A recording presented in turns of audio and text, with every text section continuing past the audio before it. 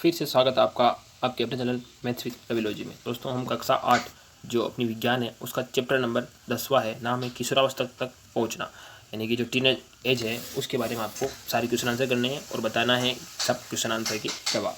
हम इसमें important question को भी देखते जाएंगे साथ साथ में। शरीर में होने वाले परिवर्तन के लिए जिम्मेदार अंतःस्रावी ग्रंथियों से स्राव के लिए किस शब्द का प्रयोग किया जाता है? तो जो अंतःस्रावी ग्रंथियाँ होती हैं उनसे जो लिक्विड निकलता है वो जो उनको क्या कहते हैं? हार्मोन्स बोलते हैं।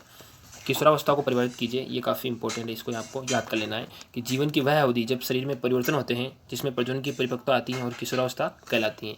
तो या यूँ कहूँ मैं कि जिसके पीछे टीन लगा है ना, कैसे 11 के बाद आता है 12 के बाद क्या आता है 13, तो 13 के पीछे क्या आता है टीन, फिर इसी प्रकार से 14, जिसके पीछे पीछे टीन आ रहा ना, वो किशोरावस्था की उम्र है। आपको याद करने के लिए अच्छा सा एक उपाय है। नेक्स्ट है कि ये भी काफ़ी इंपॉर्टेंट क्वेश्चन है कि मासिक धर्म क्या होता है, समझाना है। तो जो महिलाओं में जब अंडे की शुरुआत होती है, अंडा परिपक्व हो जाता है, तो उसको जो उसकी परिपक्वता होती है वो 28 दिन से 30 दिन की होती है। जब एक बार अंडाशय से जो अंडा जारी होता है तो उसकी अवधि के दौरान निषेचित अंडे को प्राप्त करने के लिए गर्भाशय की दीवार मोटी हो जाती है और इसे निषेचित किया जाता है, तो यह विकसित होना शुरू हो जाता है और इसका परिणाम गर्भावस्था में होता है। यह निषेचन नहीं हो पाता है तो अंडाणु क्या होता है, जो अंडाणु होता है वो निकल जाता है रक्त वाहिनियों के बाहर से, वहाँ से निकल जाता है, रक्तस्राव के हिसाब से निकल जाता है। और जब इस अवधि को हम क्या कहेंगे, मासिक धर्म कहेंगे। यह 28 से 30 दिनों की होती है। नेक्स्ट पढ़ेंगे कि यौवन आरंभ के समय शरीर में होने वाले परिवर्तन की सूची बनानी है आपको।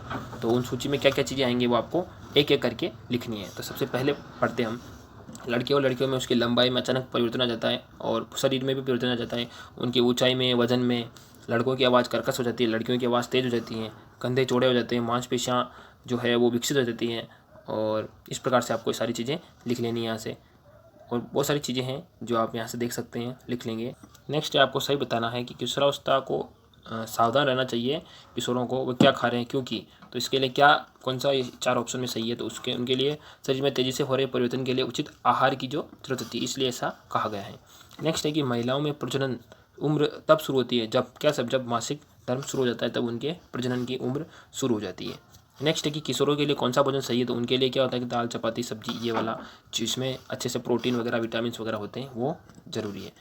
टिप्पणी कीजिए इन पर। एडम्स का सेव मतलब यौवन के दौरान आवाज़ बॉक्स का यानी स्वतंत्र का जो उसमें परिवर्तन हो जाना, उसके आकार में या उसकी आवाज़ में परिवर्तन होना, उसको कहते हैं एडम्स का सेव। लड़कों में वॉइस बॉक्स में जो गर्दन के नीचे होते हैं ना, वो उसकी ठोड़ी का निकल जाना, बाहर की तरफ निकल जाती है, इसे अक्सर हम एडम का सेव कहते हैं।